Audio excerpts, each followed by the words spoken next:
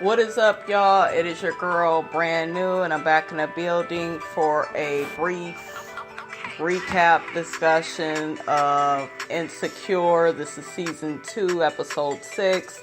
Let's get off into it. I just realized that when I recap this show, I want to just start going character by character and really breaking down what the character is thinking and what they're talking about, like what's going on in their neck of the woods in their life. Because I don't know, this show, I love this show so much, you guys, but there's so much important shit to talk about with each character. Okay, so first I want to start off with Lawrence. Lawrence is doing a presentation about his app, Woot Woot, or whatever the fuck it is called. Y'all know what it's called. And he's feeling positive.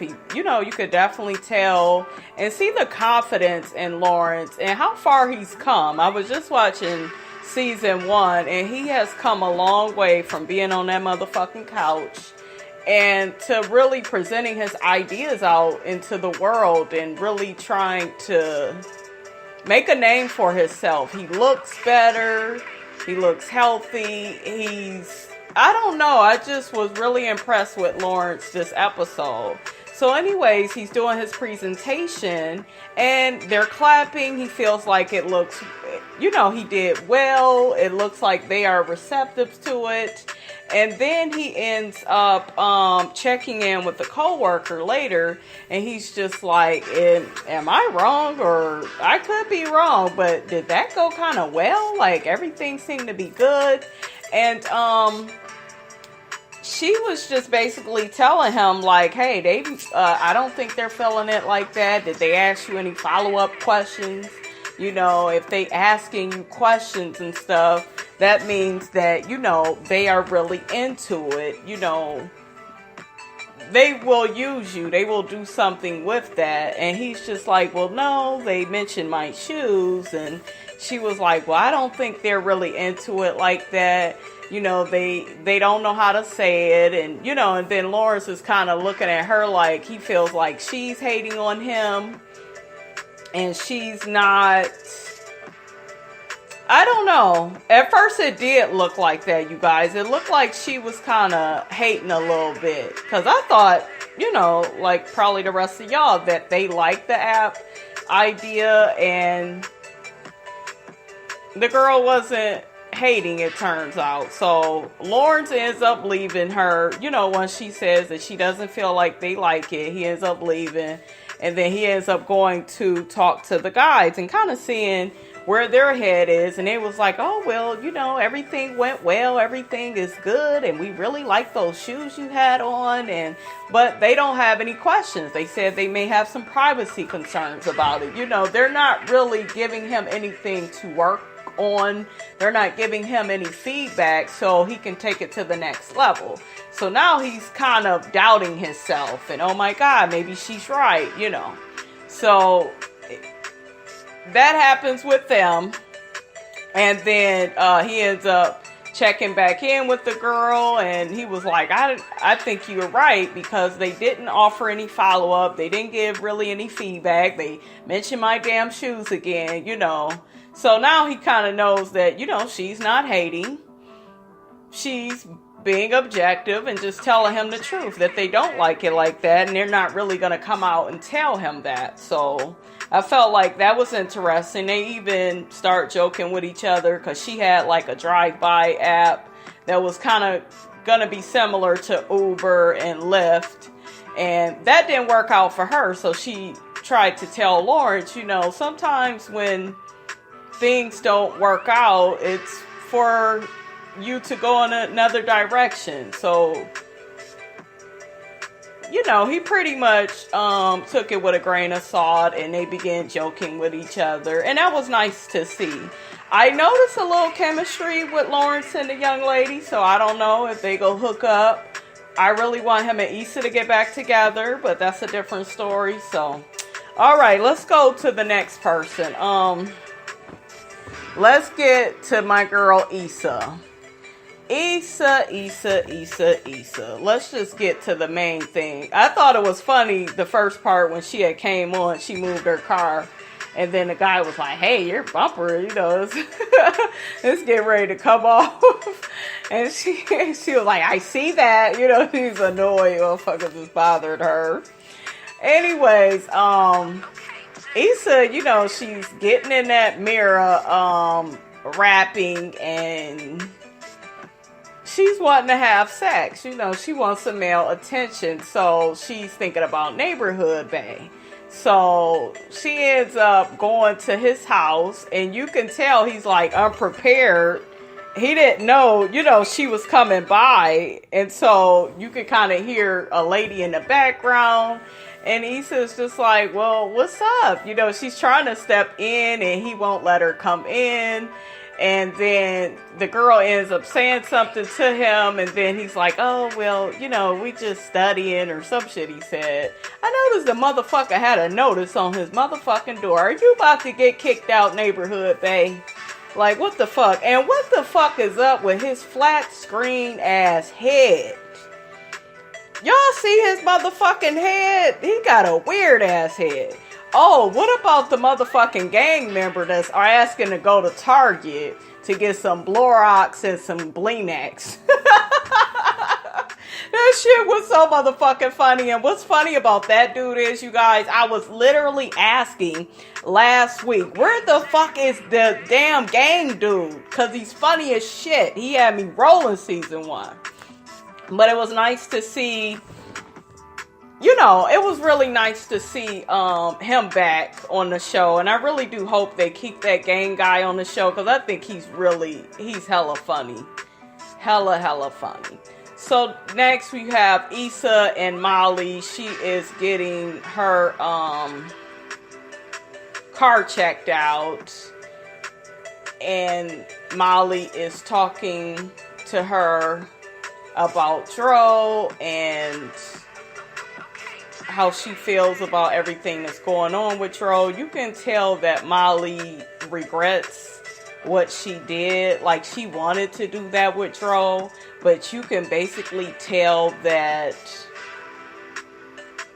it doesn't sit right with her, because it's a situation to where she can get hurt, and nobody wants to be hurt, And I really do feel like Dro would be good for Molly if he wasn't married. Like, if he gets rid of Candace, I feel like I can really see those two together, because he's familiar for Molly.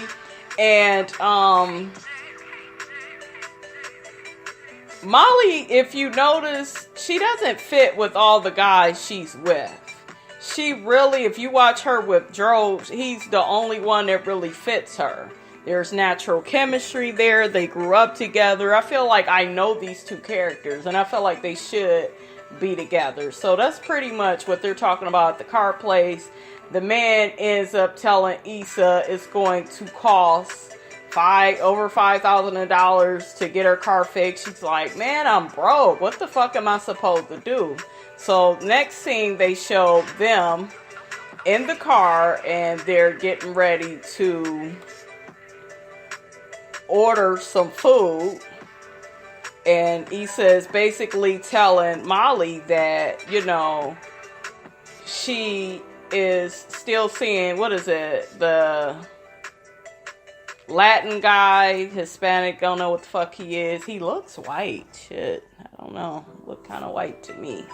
But she's talking about him, and she's just saying she is not for all the fucking conversation. She just wants to fuck, and Issa is definitely on that fuck shit. And Molly is like, girl, that's the whole spirit. I thought that shit was so funny when Molly had said that. But yeah, Issa is just, she has completely gotten rid of her feelings.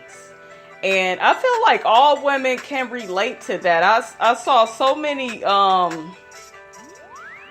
reviews on this show, and people just kept saying, oh, well, Issa is just being a hoe, and Issa is just this. And when you are watching a show like this is a lot like Girlfriends, where they really took you on a journey of the person's character, their morals, their values. Maybe at one point they stopped having those things because they didn't want to be hurt. Like, really, I wish people would not look at this show as being so judgmental and start being more realistic and looking back in your life. You wasn't always the woman you are today. You wasn't always the man you are today. You know, y'all, I saw just so many reviews. Everybody is just saying so much shit about this show. So it's annoying. Take the journey with the characters.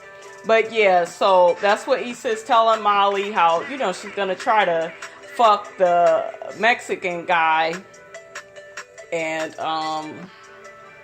honey, that does not go over so well, because the guy ends up coming over and, you know, he really wanted to go out to dinner and really talk with Issa, and she got on this short ass skirt, and that's all Issa is like thinking about. It's just fucking. And, you know, so anyway, she's trying to seduce the guy. She ends up kissing him. They're kissing. But I noticed how he was, like, grabbing her, like, kind of, you know, trying to stop her. And Issa is just like, is there a problem? And he's just like, hey, I just want to get to know you. You know, that's all I want to do. I want to slow down and really get to know you. And that's not what Issa wants. You know, Issa is in her fuck mode, and she's trying to have this hotation. And what people need to know is, I feel like Issa is trying to have this hotation because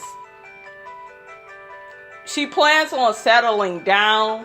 A lot of times in society, men can have a hotation. They can be the biggest hoes ever, and it is praised.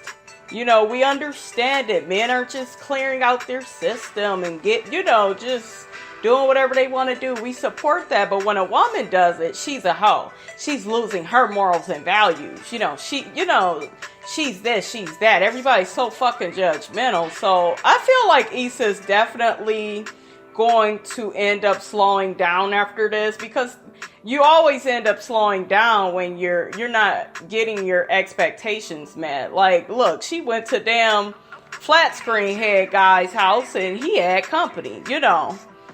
And it's just like she's getting frustrated that these men are not available when she wants them to be available. Daniel, I think she texted him when she was at the flat screen guy's house. I don't know when she texted him, but I know she did text Daniel, and he had said he was busy at the studio.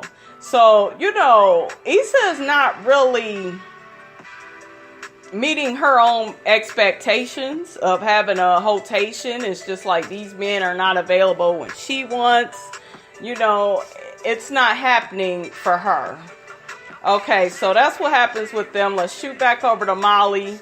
Molly and Dro, they're at the checking out the game. Look like they're some kind of lounge. He ends up eating all the fries pretty much that he bought her, and then there's one last one, and he sticks it in his mouth. She takes it out and she eats it. I thought that was cute. I think these two should be together. I like them together. I like this chocolate woman with this light-skinned man. Like, I think it's beautiful. I like how they look together. I like their conversations. I really like Molly when she's with Dro. Molly is okay. She was okay before, but it's like when she's with other people, you guys, I don't know if it's just me, she's kind of fucking annoying a little bit, you know? But I like her with him, but you can definitely tell that this whole situation is bothering her, that Dro is married to Candace, and, you know, so that's pretty much what she talked to him about at the lounge, about, you know, we had sex, and how many Mollys have you been with, and, you know, like, where is this going? Like, you can tell Molly is not open to an open relationship. And a lot of people will say, well, Molly, why would you put yourself in this situation? Because what you guys need to know about life is sometimes you just take risks. sometimes you just try shit out, whether it's right, whether it's wrong. And maybe you do make mistakes along the way, but it's called living life. You're not going to say and do everything perfectly, you know. And at first, I didn't want Molly to hook up with Dro. You know, he has an open marriage. I know, you know, that's not the best circumstances to try to be with somebody. But at the same time, she's really feeling this man. Like, how many men have we seen Molly really like this? We haven't really seen that. So, to make a long story short, her and Dro, after the lounge, they end up in bed together. They having a good-ass sex. They're talking. And, you know, you can still feel it on Molly's face that she still feels a certain type of way about the open relationship that he has with Candace. And he's tells her that it was Candace's idea. I feel like Dro is kind of gaming Molly a little bit, because it's like, you keep saying that Candace wanted this shit. We don't ever hear from Candace. Candace is always busy doing something else. I guess she's gonna make an appearance the next episode, but I guess shit, we will check that shit out then. You know, we gotta hear from motherfucking Candace though. Because, Dro, y'all know how these motherfucking men are. They will motherfucking lie if they can. Just to get them damn draws. Yes, you motherfucking men will do that shit. Y'all are known for that. Okay, so next. They are at a sex explosion. They got cake and art, like they got cake of penises, and you know, this lady approaches them about taking a blowjob class, and it's really an art to it. And Issa is really not into the giving a blowjob. None of her friends are. Molly had mentioned that if somebody eats her out, you know, she'll give them a blowjob. And the girl, Tiffany, which is Amanda Seals. I didn't fucking know that. I didn't know her motherfucking name all this time. Anyways, she talks to them about, you know, how it's important and why do you feel like these black men are dating white women? You know, they're giving it up and you guys are withholding. And Issa like, well, I got big ass teeth, you know, and I can't do that. And then Kelly had mentions, which is the bigger friend, she had mentions that, you know, I gave a blowjob back in 11th grade, but yeah, his balls was musty and shit, and she said the guy, his name was Jaleel White, not the TV star. I was rolling, I thought that was funny. It was interesting to see that women are not that comfortable with oral sex with men, because I really thought all of these characters would be, I don't know. I thought they would be more comfortable with giving blowjobs. For some reason, as liberal as Issa is, I thought that she would just be like in front of the pack when it came to shit like this. But Issa is a little bit like, no, I'm not really into it like that. And I'll, you know, suck a man if, you know, she just mentioned that she doesn't mind giving oral sex to a man that she really is into. You know, she has to, and that's fine, because you shouldn't be out here giving blowjobs to men, you know, you ain't fucking into like that. So I'm with her on that, but I just felt like that was pretty interesting. But yeah, the one Tiffany girl, she signs them up for the class, and you know, she was really trying to school them and letting them know, like, hey, I'm married. You know, I'm the one with the ring, and, you know, that don't have shit to do with nothing, but I don't know. Thought that was very interesting about everybody's stance on that. Next, we got Molly, and she gets a voicemail from her mom. She's still dodging her mom. She doesn't want to talk to her. Remember, she stormed out because she still is upset that her dad cheated on her mom. Nobody ever told her. She thought that they had this perfect relationship. So that's pretty much where Molly is still at on that. I didn't know that she would hold a grudge, though, towards her mom. I didn't know she would do that. A little shocked at that. Okay, next we got Issa and Daniel. And Issa is at Daniel's house, pretty much catching up with him. You can kind of tell that Issa feels salty because she wants to be in charge of her rotation, and Daniel hasn't been around, and it's been hard to get other guys to fill in that slot.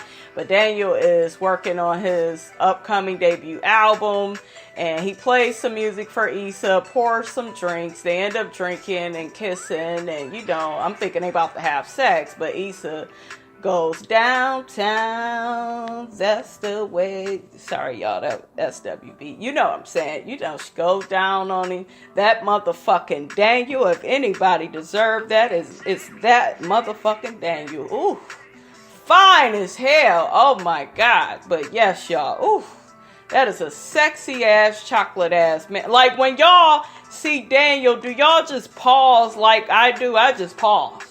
I paused the motherfucking TV, like, look at his sexy chocolate, I was looking at him and just trying to find a flaw, y'all, just trying to find something wrong to be shady about, and I couldn't. Beautiful ass white teeth, and I thought I was kind of off the chocolate men, because I done had enough, in my day, I'm talking like I'm old, but my man is my man don't even consider himself light-skinned. To me, he's light-skinned, like he's a little bit kind of like my color. But if you ask my man, he's brown-skinned. But anyways, the point I'm making is I kind of thought I was off the chocolate men. I was kind of liking the lighter brown skin kind. But that motherfucking Daniel got me back with the motherfucking chocolates. Just fine as hell. Woo! All right, let me get off of that. So next, we got Molly. And we got motherfucking Dro.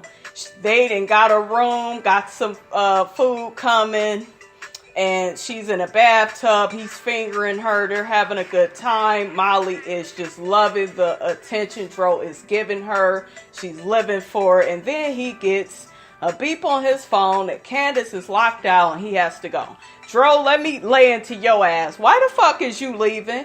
Go let motherfucking Candace in, and you come back and you keep the weekend going with Molly. Why are you leaving? He telling Molly he'll be available next weekend. No, nigga, fuck you, okay? Fuck you. Alright? Because you shouldn't do shit like that. You know what I'm saying? But that's that open relationship shit. And I know people are going to be like, well, Molly, she should have considered all this. I'm looking like, I know you guys, but it's just like, why so soon, Dro?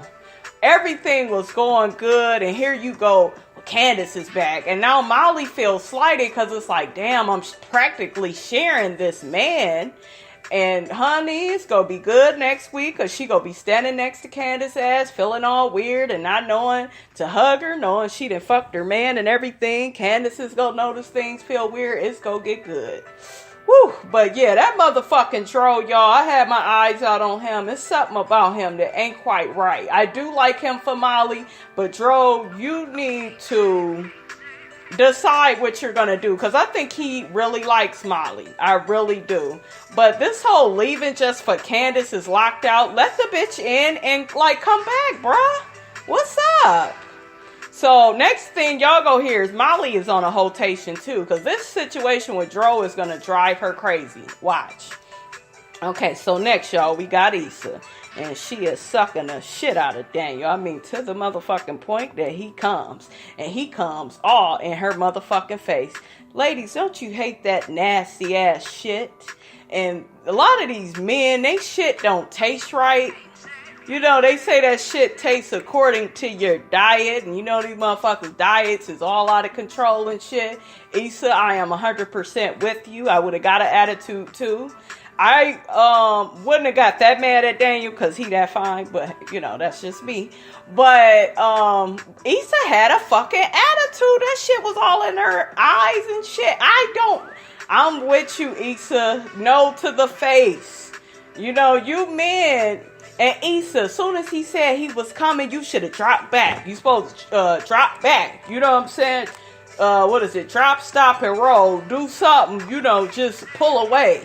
But Issa was into it. Daniel didn't mean to do it on purpose because he kept saying, I thought you were so into it. I thought we was just having a good time.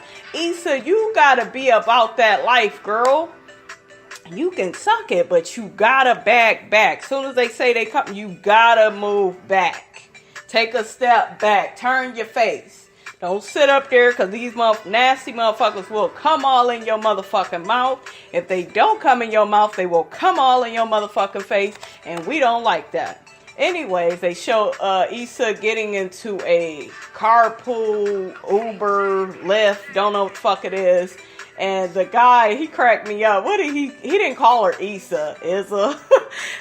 He was like, well, it's a carpool. It sure is. It was all other motherfuckers in the car. Issa is all confused and hurt that Daniel did that shit in her face. Daniel was confused. Y'all, this motherfucking show is so realistic. I love it. I know you guys do too. Don't forget to rate, comment, and subscribe. It is your girl Brand New, and I am out.